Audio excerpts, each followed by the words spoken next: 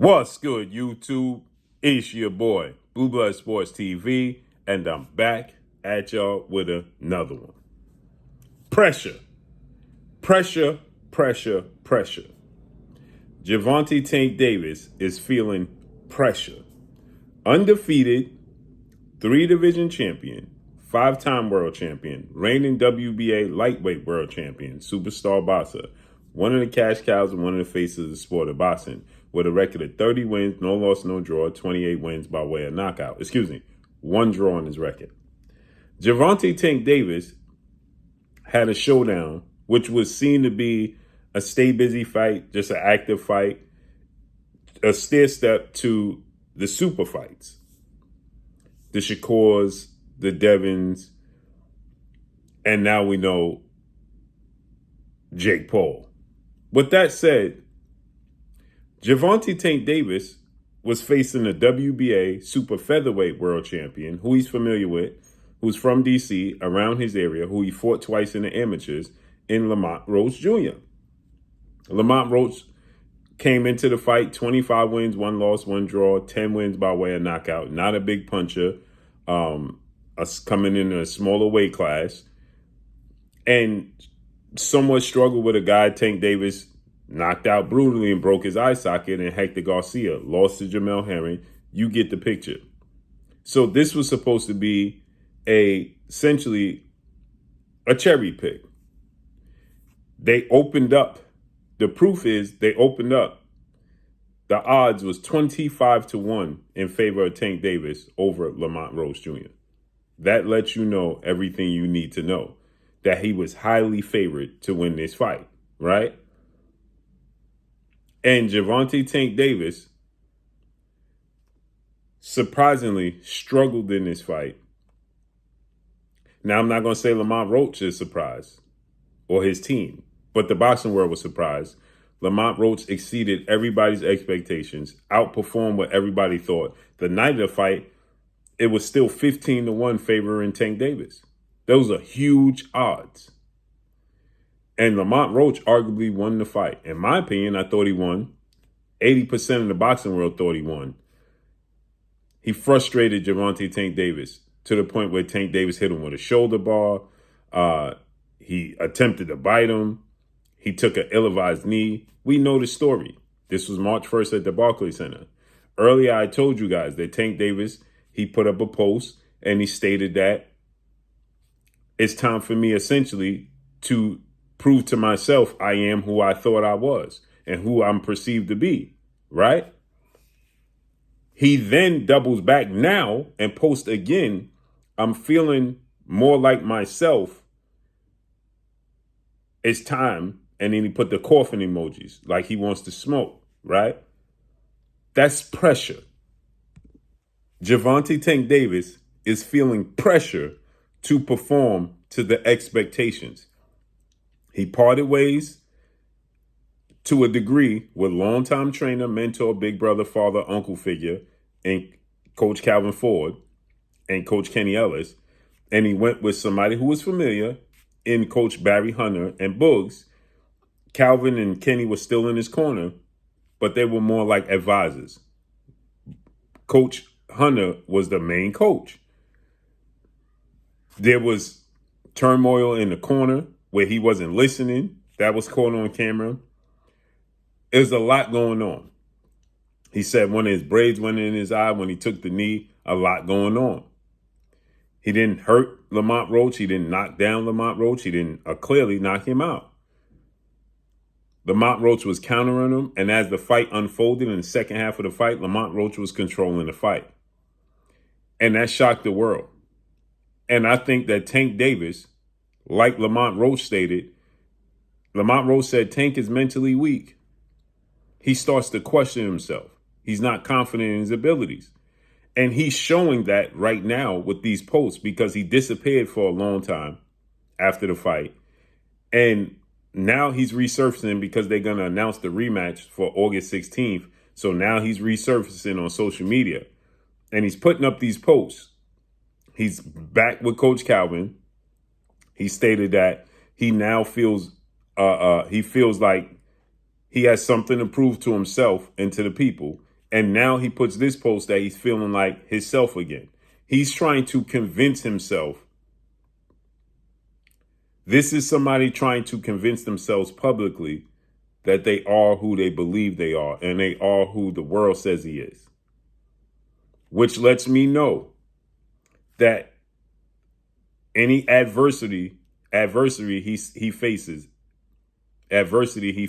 in this fight against Lamont Roach, mentally, he's going to check out again, because he's going to question himself. He's going to start to say, here we go again. Again, it's very eerie similar to Evander Holyfield's fights with Mike Tyson. Now, the difference is Mike Tyson had got knocked out by Buster Douglas and had already took a major loss and a major upset. But he knew how to lose. In this case, Tank Davis is questioning himself. You can see when Mike Tyson started landing big punches on Evander Holyfield and Holyfield didn't waver, he weathered the storm, Mike Tyson started questioning himself. You could see him thinking in the fight. And you can see that bits of that from Tank Davis in this fight with Lamont Roach, right? He starts second guessing himself. And right now he's telling you, again, we're going to get the best version of Tank Davis, which is dangerous for both fighters.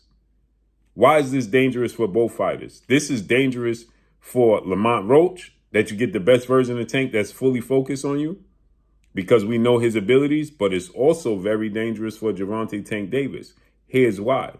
Because if you present the best version of yourself, you cut no corners, you left no stones unturned, okay? You have no excuses to fall back on. See, only you know if you gave it all you had.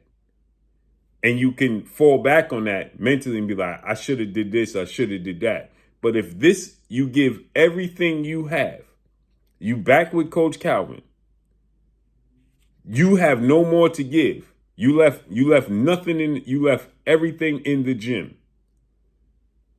You mentally prepared, you diet correctly, you train correctly, you didn't cut no corners, you took no days off, and you go in there and the results by the 6th round is still resembling of what took place in the first fight in March, you're really going to start second guessing yourself even more so in the first fight, because now you're going to be like, wait a minute, is he just better than me?